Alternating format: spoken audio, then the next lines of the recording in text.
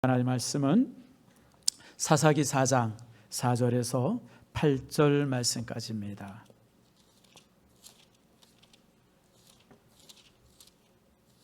사사기 4장 4절에서 8절 말씀입니다. 찾으셨죠? 우리 교독하겠습니다. 그때 라바도세 아내 여선지자 드보라가 이스라엘의 사사가 되었는데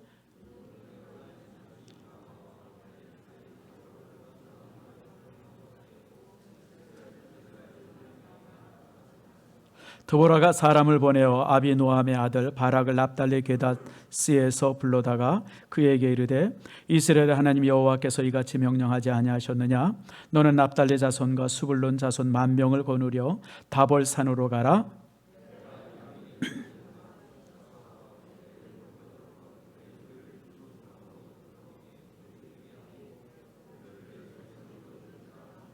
바락이 그에게 이르되 만일 당신이 나와 함께 가면 내가 가려니와 만일 당신이 나와 함께 가지 아니하면 나도 가지 아니하겠노라 하니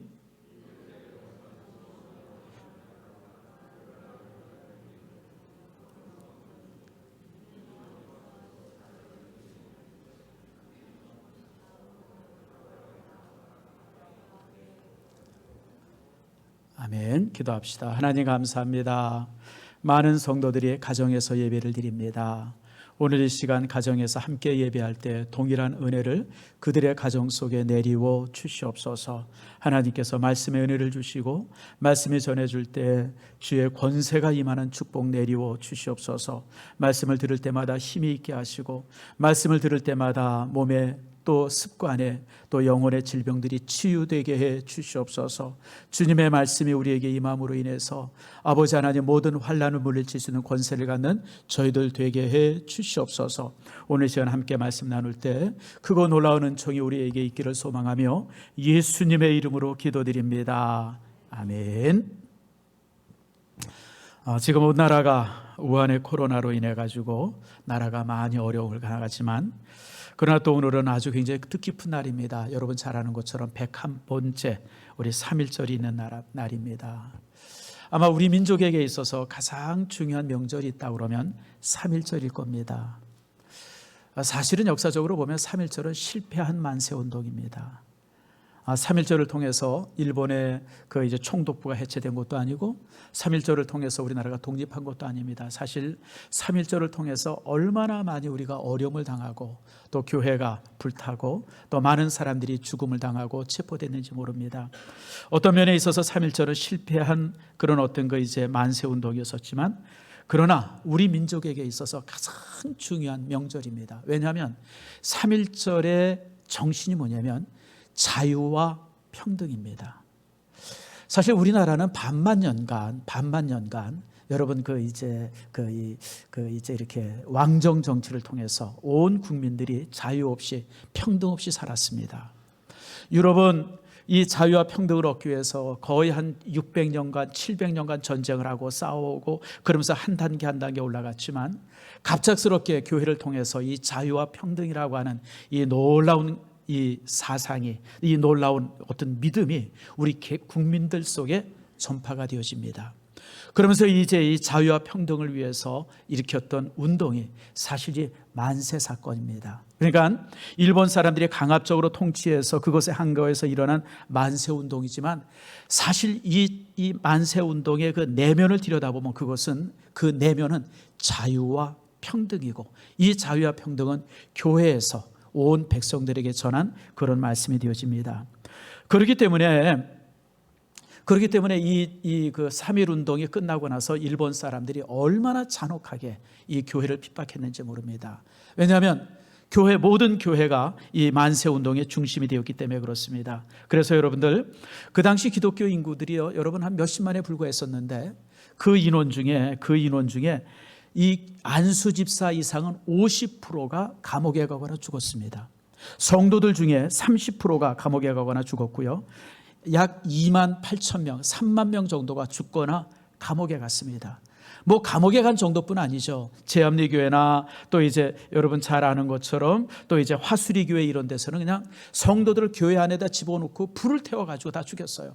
임신한 여자들 칼로 배를 가르고 뭐 아무튼 그 잔혹함이 이루 말할 수가 없었던 것이, 그 이유가 뭐냐면 이 만세 운동의 중심 근거가 바로 교회였었고 교회의 가르침이기 때문에 그렇습니다. 그래서 사실 여러분들 참 이 3.1 운동을 우리가 생각할 때 이게 단순한 그 만세, 독립을 위한 만세 사건이 아니라 이 민족의 심성에 뿌리 박혀진 자유와 평등, 그 사상 속에서 이 운동이 일어났다고 하는 것을 여러분들이 기억하시고, 이 사상을 누가 가르쳤냐면 교회가 가르쳤어요. 여러분 최남선 씨의 글을 보면 자유평등이라고 하는 얘기들이 굉장히 많이 나옵니다. 근데 최남선 씨가 그 글에서 밝힌 게 그거예요. 내가 이 두 가지 사상을 교회에서 배웠습니다. 최남선이 그렇게 고백하거든요.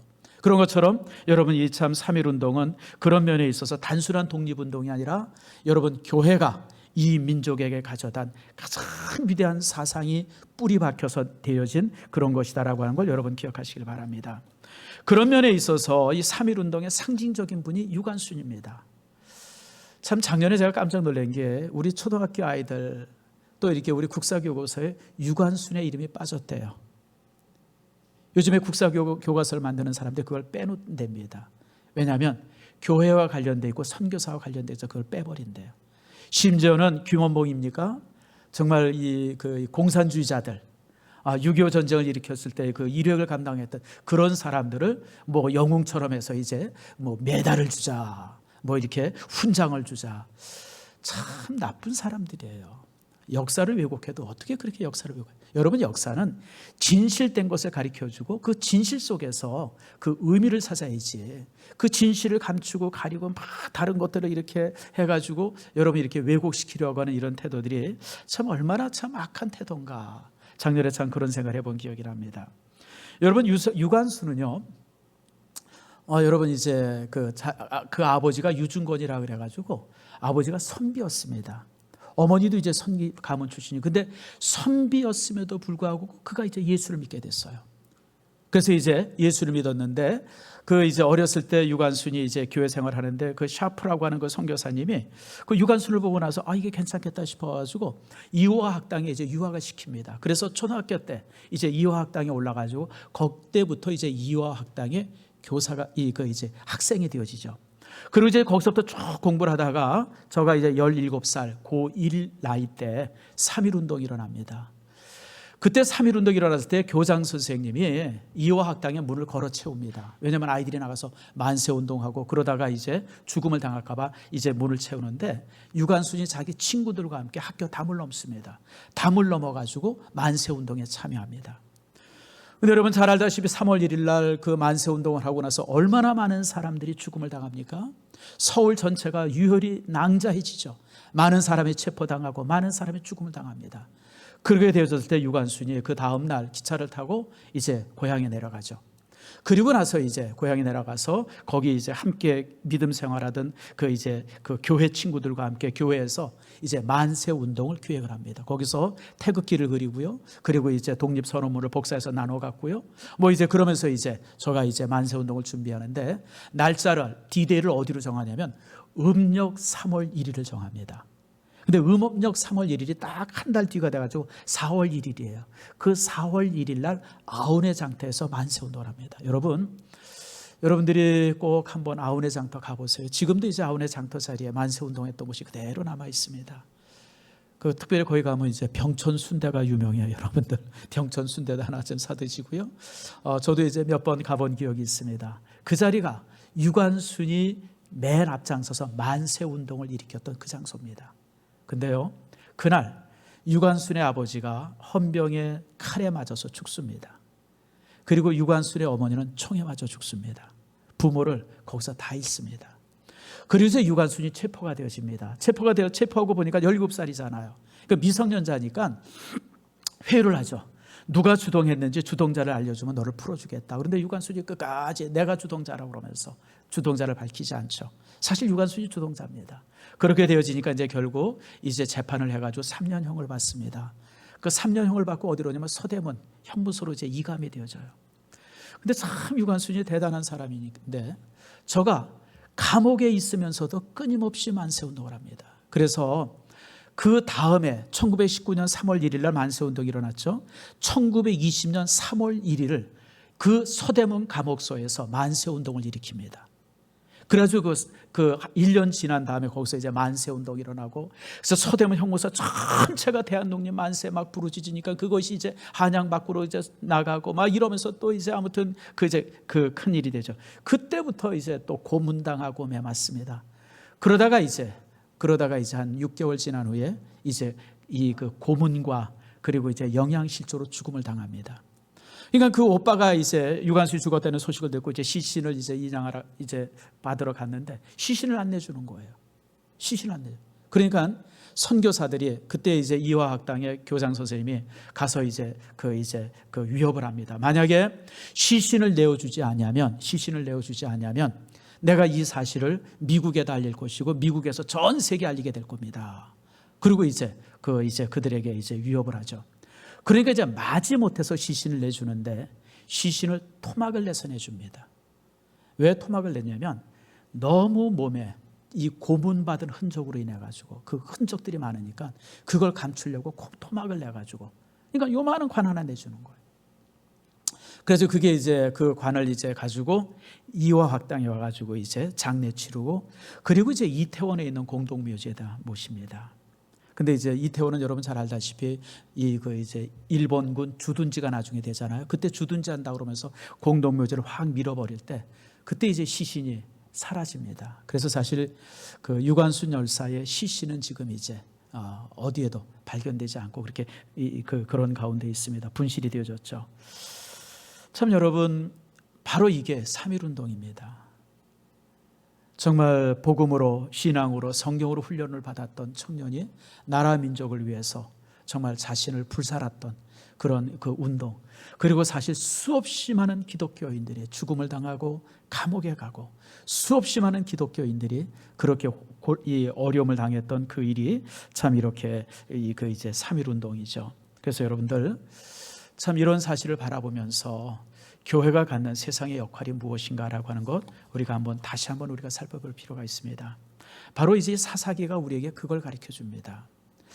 좋은 신앙이 무엇이냐? 우리가 이처럼 모여서 예배하고 기도하고 이것도 굉장히 좋은 신앙입니다. 개인의 어떤 그 영적인 것들을 위해서 애쓰는 거 참 좋은 것이죠. 특별히 우리 보수 신앙인들의 이런 것에 대한 강점이 있어요. 그러나 여러분, 그것만이 좋은 신앙이 아니에요.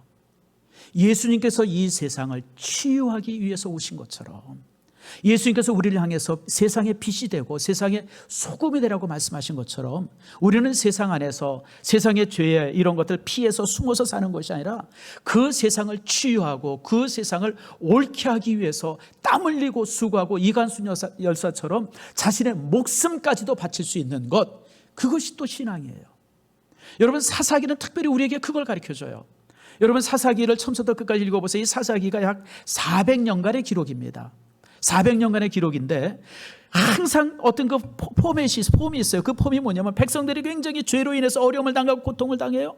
그럴 때마다 하나님께서 사사를 보냅니다. 하나님의 사자죠. 그가 와서 그 백성들을 자유롭게 하고 평화롭게 하고 그 백성들을 다시 회복시켜 주세요. 그 역사가 계속 반복되는 게 사사기의 역사입니다. 다시 말하면 교회란, 다시 말하면 성도란 세상에 대한 책임이 있고 세상을 정화해야 할 의무가 교회와 성도들에게 있다고 하는 거예요. 사실 참 이 부분은 설교하기도 굉장히 어렵고 이 부분은 참 서로 나누기도 굉장히 어려워요. 왜냐하면 정치나 문제나 이런 문제는 서로 간에 호불호가 있기 때문에 참 교회 안에서 말하기가 어렵습니다. 근데 사실 저도 그래요. 저도 이렇게 설교자로서 이렇게 서면 그저 복 받으세요, 구원 받으세요, 기도 많이 해서 예배 잘, 이것만 설교하라면 정말 먹기 쉬워요. 얼마나 쉬워요, 여러분들. 그러나 여러분, 교회는 그것만이 다가 아니에요. 교회는 세상을 치유해야 할 책임이 교회 속에 있어요. 세상을 치유. 사사기가 우리에게 그걸 말씀해 주고 있고 모든 선지자들의 말씀이 바로 우리에게 그걸 말씀하고 있어요. 세상의 악에 대해서 저항해야 되고 세상의 거짓에 대해서 저항해야 돼요. 여러분, 일제시대 때 모든 교회가 그래 왔었어요. 여러분 잘 아는 것처럼 100년 전에 한국 교회는요, 여러분 비록 적은 숫자였음에도 불구하고 얼마나 교회가 세상에 대해서 염려하고 또 세상의 악, 특별히 일본의 압제에 대해서 항거했는지 몰라요. 특별히 일본 사람들은요, 정경 분리라고 하는 얘기를 교회 앞에 수없이 얘기했어요. 절대 교회는 정체에 대해서 말하지 말아라. 근데 여러분, 어떻게 교회가 그럴 수 있어요? 우리가 압박당하고 있는데. 근데 사실 이 정경 분리를 잘한 교단이 있었어요. 그게 뭐냐면 천주교입니다. 천주교는 일제시대 30년 동안 철저하게 친일파로, 친일주의자로 남았어요. 그래서 여러분, 천주교는 개신교보다 100년 먼저 전파되었음에도 불구하고 해방되고 나서 이렇게 별로 이렇게 영향력을 가지지 못했던 이유가, 또 3.1운동 때도 여러분, 민족 대표 중에 천주교인들이 한 명도 없어요. 3.1운동 때 천주교회가 만세운동을 한 곳이 하나도 없습니다. 그럴 수 있던 게 천주교는 철저하게 친일파였었어요. 그냥 그 일본 정부에 철저하게 하나가 되어져. 그래서 여러분, 천주교를 통해서는 이렇게 편지를 주고받지 못했어요. 받으면 바로 일본 사람들에게 고발이 되어져서. 그랬는데 우리는 그러지 않았습니다. 독립운동에 앞장섰고요, 만세운동에 앞장섰어요. 가장 많은 어려움을 당하고, 가장 많은 사람이 죽음을 당하고, 가장 많은 사람들이 이렇게 고통을 당했음에도 불구하고 교회는 그 역할을 감당했습니다. 특별히 여러분, 한국 이 근대사를 바라볼 때 교회 없이는 한국 교회사를, 한국 역사를, 한국 근대사를 말할 수가 없어요. 왜냐하면 교회가 이 땅에 전파되어지면서 교회가 가장 먼저 했던 게 뭔지 아세요? 이 민족 앞에 가장 깊이 내려진 죄의, 거짓의, 악의 뿌리를 제거하는 것이었었어요. 그래서 교회 공동체의 멤버가 되려면 몇 가지를 해야 돼요. 우리나라만 있는 이 학습 제도가 바로 그겁니다. 예수 믿겠습니다. 그래도 바로 세례를 주지 않았어요. 원래 성경대로 말하면 예수 믿으면 바로 그 자리에서 세례를 줘야 돼요. 그게 성경적입니다. 여러분, 사도행전에 보면 그 에디오피아 내시가 예수 믿으니까 빌립 집사가 그 자리에서 세례 주잖아요. 원래 그래요. 원래 그게 정상이 옳은 거예요. 그런데 우리나라는요, 예수 믿는다 그래도 세례를 바로 안 줬어요. 학습 제도를 만들어서 6개월 동안 훈련시켰습니다. 그 6개월 훈련 기간에 뭘 훈련시켰는지 아세요? 담배 끊게 했어요. 술을 끊게 했어요. 노름을 끊게 했어요. 첩이 있으면 첩들 다 되돌려 보내게 했어요. 제사 지내지 못하게 했어요. 모든 미신들 철폐했어요. 이런 것들이 다 정리되고 나면 그때 세례를 줬어요, 여러분들. 근데 그것이 한국 근대화를 만드는 초석이 됐습니다. 그것이 바로 한국 근대화를 만드는 초석이 됐어요. 여러분, 그것뿐만입니까? 여러분, 성경에서 우리에게 가르쳐주는 가장 중요한 사상이 뭐예요? 자유와 평등이에요. 교회에서 끊임없이 설교되어지는 것이 자유예요. 우리는 하나님 앞에 자유자로 태어났습니다. 그리고 모든 사람들은 하나님 앞에 평등합니다. 바로 그런 가르침을 통해서 3.1운동이 교회를 통해서 일어나게 되어진 거예요. 뿐만이 아니죠. 우리나라의 학교들, 70년 이상 된 학교의 모든 학교들은 다 선교사들에 의해서, 믿음의 사람들을 위해서 지어진 학교입니다.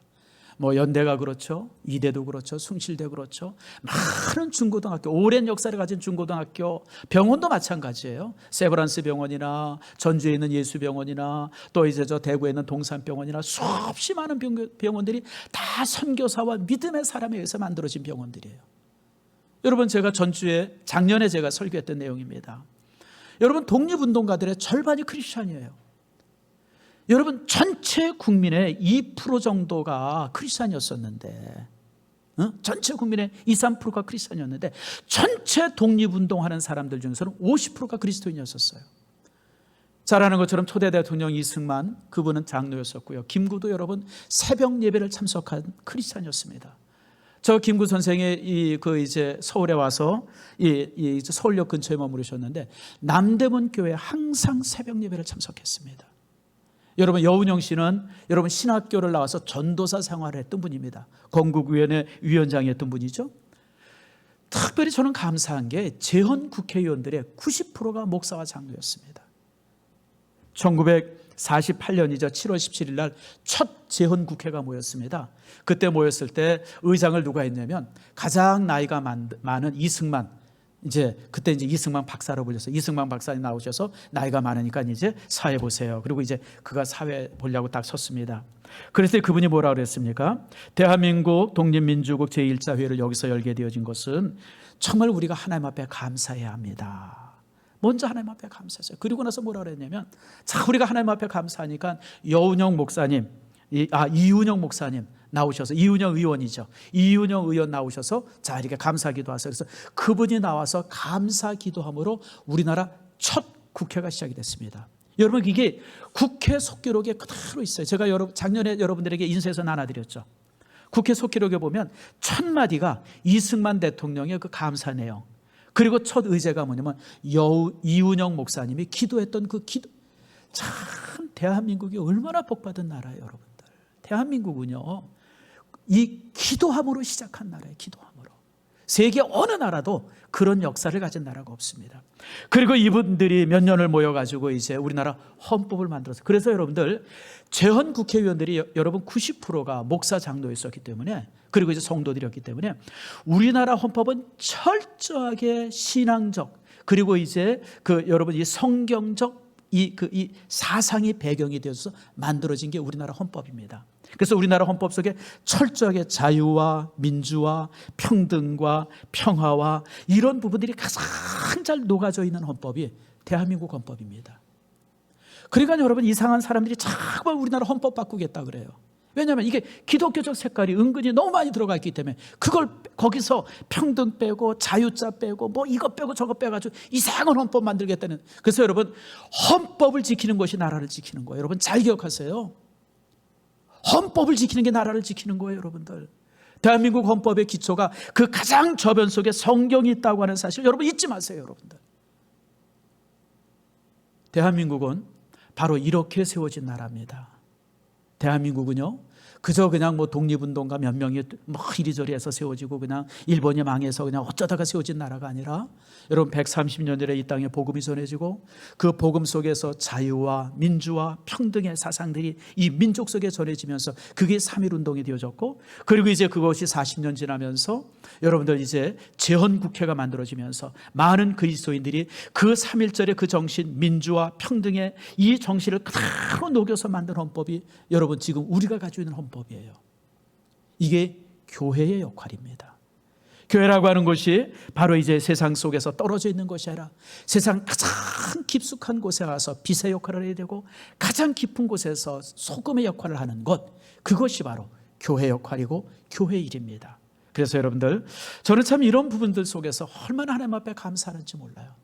야, 우리나라가, 이 극동의 조그마한 나라가, 그리고 정말 5,000년간 샤머니즘과 불교와 그리고 이제 유교 이런 것에 지배받던 이 나라가 하나님의 은혜 안에서 이렇게 복음적 국가로, 제사상적 국가로 하나님이 기뻐하시는 정말 이게 택함을 받은 민족으로 세워졌다고 하는 것이 얼마나 감사해요, 여러분들. 이것이 항상 여러분의 감사가 되기를 바라고, 이 감사를 통해서 또 우리 민족을 지키시기를 바랍니다. 그런데 그런 과정 속에서 하나님께서 사람을 준비시키죠.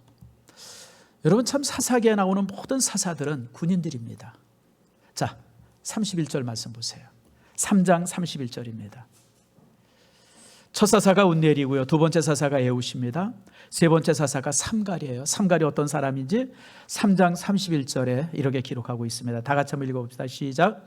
에웃 후에는 아나세 아들 삼갈이 있어 소모는 막대기로 블레셋 사람 600명을 죽였고 그도 이스라엘을 구원하였더라. 세상에, 칼도 아니고 창도 아니고 뭐요? 소모는 막대기예요. 소모는 막대기가 뭐 얼마나 크겠어요? 뭐 우리 키만한 막대기인데, 그 막대기를 가지고 이 블레셋 사람들을 600명을 쳐 죽여요. 이런 사람들이 대부분 사사입니다. 기드온도 그런 사람이고, 여러분 삼손도 그런 사람이고, 사사기에 나오는 모든 사사들은 대부분 다 장군들이고 장사들입니다. 그런데 오늘 하나님께서 택한, 민족을 구원하라고 택한 사사는 누구냐면 여인이었었어요. 가냘픈 여인이었습니다. 여러분, 위기 속에서 택함을 받은 사람은 이런 사람이면 안 되잖아요. 요즘에는 이제 우리나라가 이제 이렇게 여성 상위 시대가 되어져서, 그래서 여자들도 이제 군인들이 참 많습니다. 언제입니까? 벌써 몇 달 됐네요. 어떤 남자 하나가 거시기를 자르고 이제 자기 여자니까 여군에 보내달라고 막 눈물을 뚝뚝 흘리면서 막 TV에 인터뷰한 장면 여러분 보셨죠? 유영준 집사님 맨 앞에 있어 제일 만만하니까.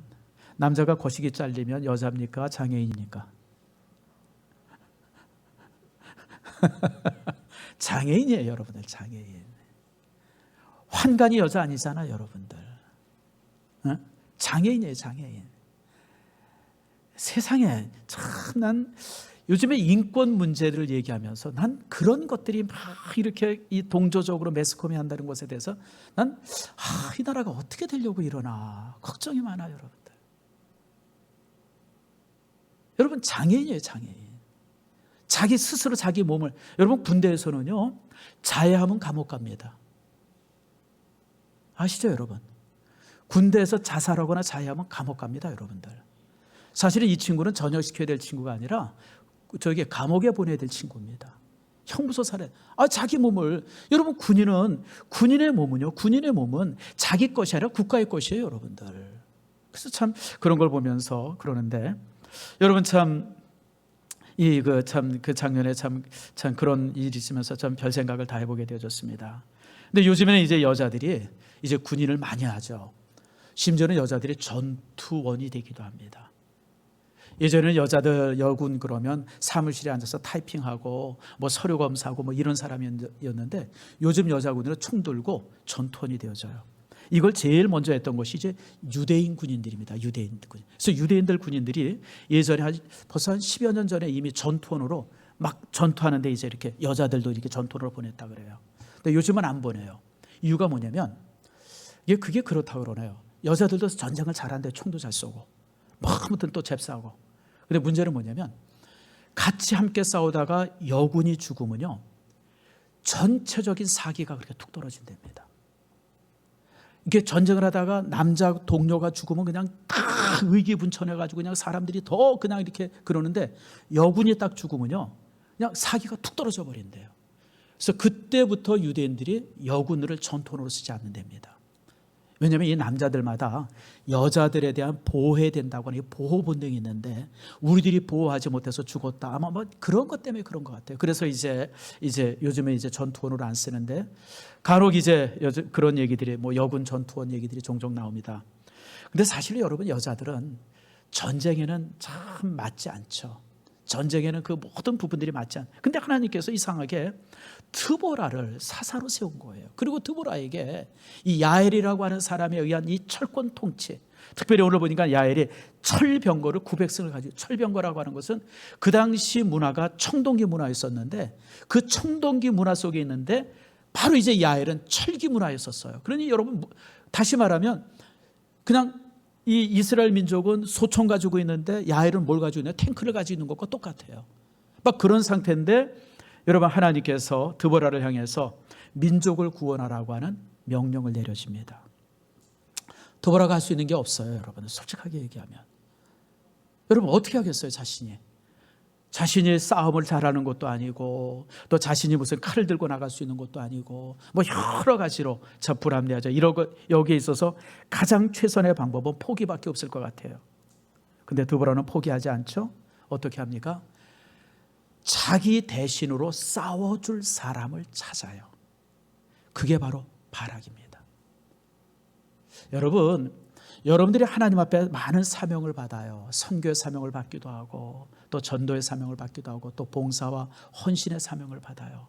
여러분이 할 수 있는 게 있고 할 수 없는 게 있어요. 할 수 있는 게 있다 그러면 여러분들 최선을 다해서 하세요. 그러나 여러분이 할 수 없는 것이 있다고 하면 그걸 할 수 있는 사람을 찾으세요. 그게 지혜입니다. 이해가 되시죠? 내가 할 수 없으면 그것을 대신 할 수 있는 사람을 찾는 거예요, 여러분들.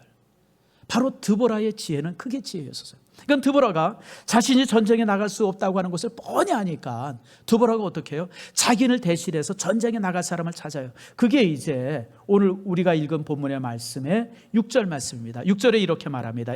드보라가 이제 이 바락을 불러가지고 이렇게 말합니다. 너는 납달리 자손과 스불론 자손 10,000명을 거느리고 다볼산으로 가라.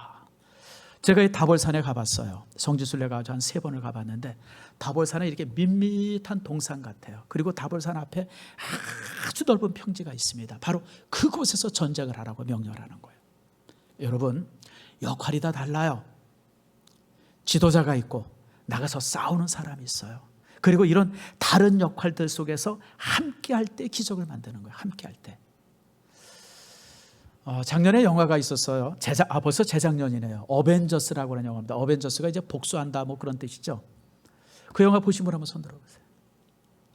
몇 명. 제가 그 어벤져스 영화를 봤어요. 내가 어벤져스 영화를 본다 그랬더니 옆에 친구 목사랑 같이 갔는데, 친구, 목사님 이거는요, 이거부터 보면 안 되고 1편부터 쭉 봐와야 돼요. 이거 보면 그 이해가 안 돼요. 그래서 영화가 이해 안 될 게 뭐가 있어. 그냥 치고받고 싸우는 건데 우리 시간 나는데 한번 가보자. 그 어벤져스 영화를 봤어요. 가봤더니 아니 세상에 무슨 영웅들은 다 나와요. 뭐 토르, 아이언맨, 무슨 뭐 헐크, 뭐 그냥 아무튼 그래서 내가 그 영화를 보면서 아니 무슨 영웅들을 저렇게 그냥 떨이값으로 저렇게 넘기나, 영웅들을 너무 낭비한다, 막 그런 생각을 하면서 그 영화를 봤던 기억이 나요. 거기 보니까 아이언맨 같으면 3번까지 나왔나요? 다 한 영화의 주인공들이, 한 영화, 헐크도 그렇고 토르도 그렇고 한 영화의 주인공인데 그냥 갑자기 주인공들 한 4-5명을 그냥 때려 모아가지고 그냥 함께 전쟁을 하는 거예요. 근데 내가 그 영화를 끝나고 나서 또 딴 생각이 있었어요.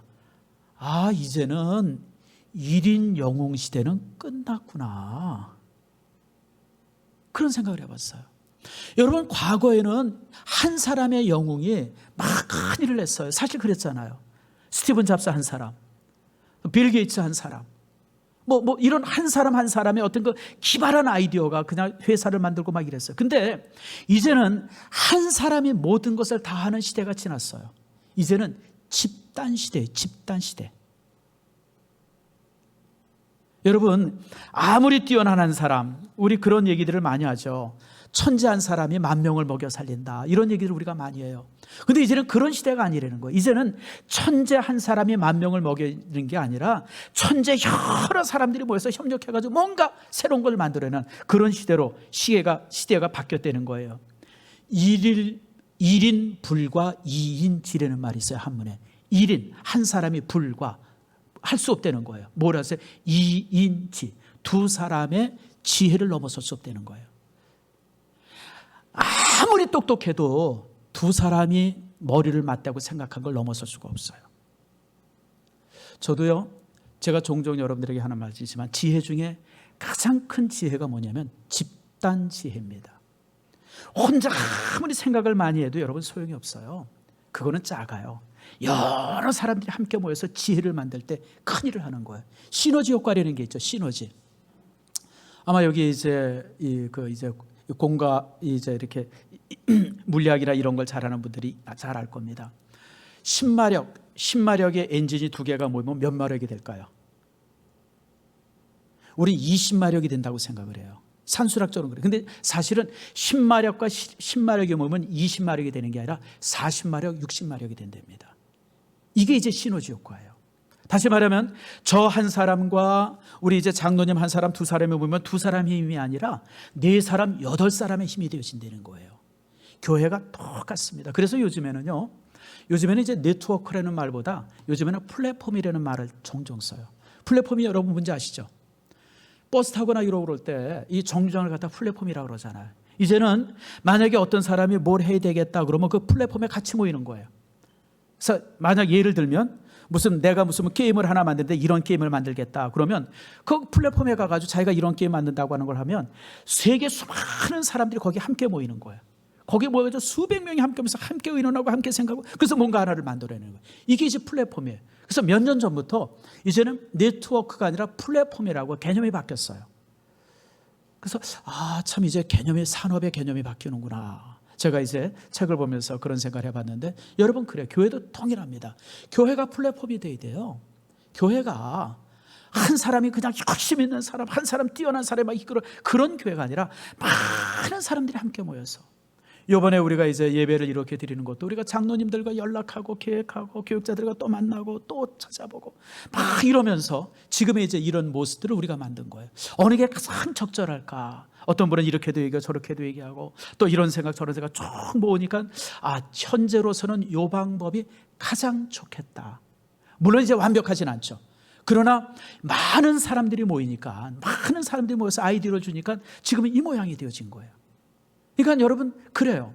여러분들이 뭘 하든지 간에 항상 이 플랫폼 개념을 가지고 교회 안에서 일해야 돼요. 한 사람의 영웅이 아니라 많은 영웅들이 함께 모여서 1인 불과 2인치. 여러분, 한 사람이 아무리 똑똑해도 두 사람의 지혜를 못 넘는 것처럼, 한 사람이 아무리 재능이 많아도요, 네 사람 다섯 사람의 능력을 넘어설 수가 없어요, 여러분들. 그래서 여러분들, 무엇을 하든지 함께 하세요. 무엇을 하든지. 우선 기도도 그래요, 여러분들. 제가 오늘 여러분들에게 숙제를 하나 드려요. 한번 물어봅시다. 여러분들에게 문제가 있고 어려움이 있을 때 기도 부탁할 수 있는 사람이 10명 됩니까?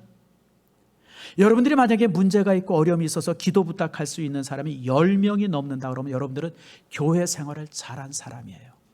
근데 내가 어떤 질병에 걸렸거나 문제가 있는데 기도 부탁을 하려고 쫙 살펴보니까 그럴 만한 사람이 내 주변에 10명이 안 돼요. 그럼 여러분들은 사실 교회 생활을 실패한 사람입니다.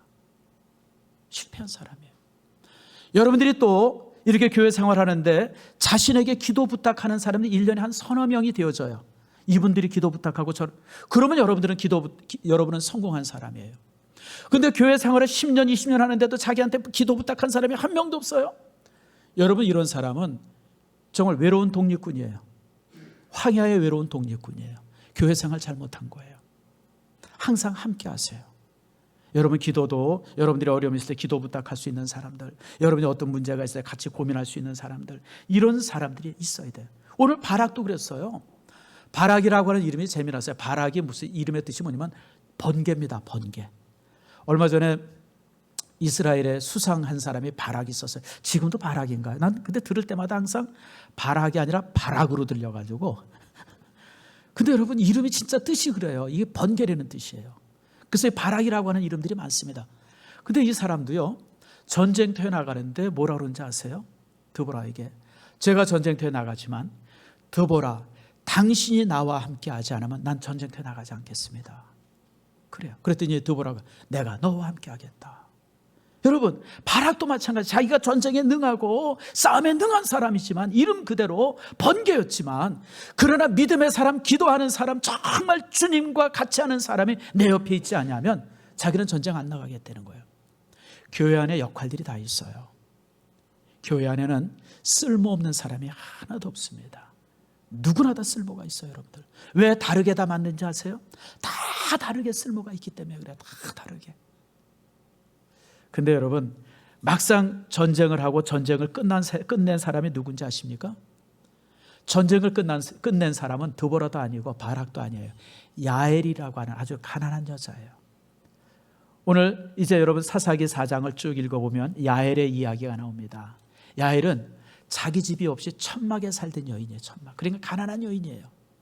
근데 이 시스라가 이 야엘을 알았던 것 같아요. 막 하루 종일 전쟁에서 피곤하니까 잠깐 쉬겠다고 이 야엘의 집에 와요.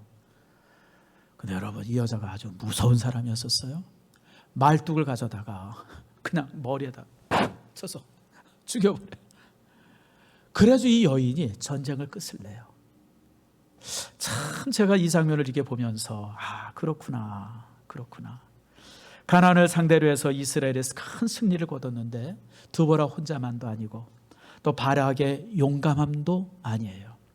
여러분, 야엘이라고 하는 여인이 우연히 그럼에도 불구하고 하나님의 섭리 속에서 이제 이렇게 그 시스라를 죽임으로 전쟁을 끝내고 20년의 평화를 가져옵니다. 참, 저는 이 장면을 이렇게 보면서 교회 안에 연약한 사람이 가장 큰 일을 할 수 있겠구나, 그걸 우리에게 알려주는구나, 그렇게 봅니다. 여러분, 우리는 보면 영웅 같은 사람들이 항상 들려지고 드러나지고 참 그래요. 그러나 여러분들, 실제로 보면 모든 것에 가장 큰 영광이 되어지고 큰일 하는 사람이 아주 보잘것없는 사람일 수 있다는 거예요. 우리 교회 영아부 어린이 하나, 우리 교회 유치부회 하나, 중고등부 학생 하나가 교회를 영광스럽게 할 수 있다고 하는 사실을 항상 기대하세요. 시간이 많이 갔습니다. 이제 말씀을 맺습니다. 여러분, 오늘 본문의 말씀을 통해서 우리가 세 가지를 꼭 기억해야 돼요. 교회란 그리고 성도란 세상의 아픔과 고통에 함께 해야 돼요. 그리고 치유자가 돼야 돼요. 3.1운동 때 온 교회가 일어나서 여러분 그렇게 이제 만세운동을 했어요. 그럴 때 여러분 핍박했던 내용이 뭐겠어요? 너희들 신앙 있는 놈들이, 교회 다니는 놈들이 무슨 정치에 참여하고 무슨 뭐 세상 일에 참여하고 뭐 그러면서 얼마나 핍박했어요, 여러분. 그러나 여러분, 하나님께서 알려주신 평등과 자유, 이 두 가지 때문에 그들이 일제한 거였고, 그래서 여러분 3.1운동은 여러분, 교회가 만든 운동이에요. 그래서 얼마나 많은 성도들이 핍박을 당하고 얼마나 많은 사람들이 죽음을 당했는지 몰라요. 전 교인의 절반수가 감옥에 가거나 죽었어요, 여러분들. 그게 교회예요, 여러분들. 우리는 우리 신앙의 선진들에게 그걸 배워야 돼요. 그저 나 하나 잘 살면 되지. 아이고 그냥 나나 혼자 잘하지. 여러분 제발 그러지 마세요. 우리는 그러면 절반의 그리스도인이에요. 우리는 세상의 아픔과 고통 속에 함께 할 수 있어야 돼요. 아픔과 고통. 두 번째로 모든 일들은 함께 해야 돼요. 내가 할 수 있는 일은 내가 하지만 내가 할 수 없는 일들은 어떻게 해요? 할 수 있는 일을 찾아서, 할 수 있는 사람을 찾아서 그를 격려시키고 그가 일할 수 있도록 도와줘야 돼요. 그게 교회예요. 그래서 여러분들, 제가 다시 말씀드려요. 이제는 네트워크가 아니라 네트워크를 넘어서서 플랫폼이에요. 항상 함께 머리를 맞대고 함께 일을 이루기 위해서. 그리고 여러분, 야엘처럼 보잘것없는 사람들이 끝을 만들어요. 교회 안에 불필요한 사람은 아무도 없어요. 여러분, 어떤 아이들은 또 어떤 사람은 아이고 뭘 하겠나. 아니에요, 여러분. 그분들이 기적을 만들어요. 2주 전에 돌아가신 우리 정수복 권사님 얘기를 제가 종종 하잖아요. 여러분, 5년 전에 우리 교회가 여기 이사 오기 전에 그분이 하루 종일 다니면서 빈병을 주셨어요. 제가 얘기했잖아요. 오늘 새벽 예배 때 교회를 이렇게 갔는데, 우리 이제 지하실에 있던 교회죠. 서원 아파트 앞에 내려가는데 갑자기 교회 그 계단 밑에 그냥 소주병이 그냥 이만큼 쌓여. 난 너무 깜짝 놀라죠. 아니, 어느 놈이 교회에다가 소주병을 이렇게. 그게 보니까 정수복 권사님이 우리 몇몇 권사님들과 함께 그 소주병을 주워가지고 이렇게 모았어요. 그리고 비닐을 봉지를 갖고 다니면서, 그 당시에는 이제 분리봉투 없었잖아요. 이마트 봉투에 쌓여져 있는 쓰레기는 다 다시 비닐 봉지에 넣어놓고 이마트 봉지를, 그때 이마트 봉지를 가져가면 50원인가를 줬어요. 50원인가 얼마 줬도, 여러분 기억나시죠? 그거 하셨어요. 그러면서 그 뙤약볕 밑에 추운 겨울에 그렇게 그분이 애쓰셨는데, 그게 사실 우리 교회 여기까지 이사 오는 데 있어서 믿음의 시작이었었어요. 여러분, 사실 우리 교회가 솔직히 얘기해 봅시다. 이 건물을 우리가 무슨 수로 가져요, 여러분들? 상상도 할 수 없고 생각도 할 수 없는 일 아니에요, 여러분들. 근데 여러분, 그 시작을 정수복 권사님이 한 거예요. 저는 그래서 참 정 권사님 생각할 때마다, 기도할 때마다 하나님 앞에 우리 교회에서 가장 상이 큰 분일 것이다. 제가 항상 그렇게 기대해요. 그리고 그때 함께했던 여러 권사님들이 아직도 살아계세요, 여러분들. 그런 분들이 기적을 만들고요, 기적의 씨앗을 만듭니다. 야엘이 그랬던 것처럼. 사랑하는 성도 여러분, 오늘 말씀 잘 기억하시고요, 이 어려울 때에 우리 교회가 또 내가 해야 할 일이 무엇인가 잘 기대하는 여러분들 되어지기를 축복합니다.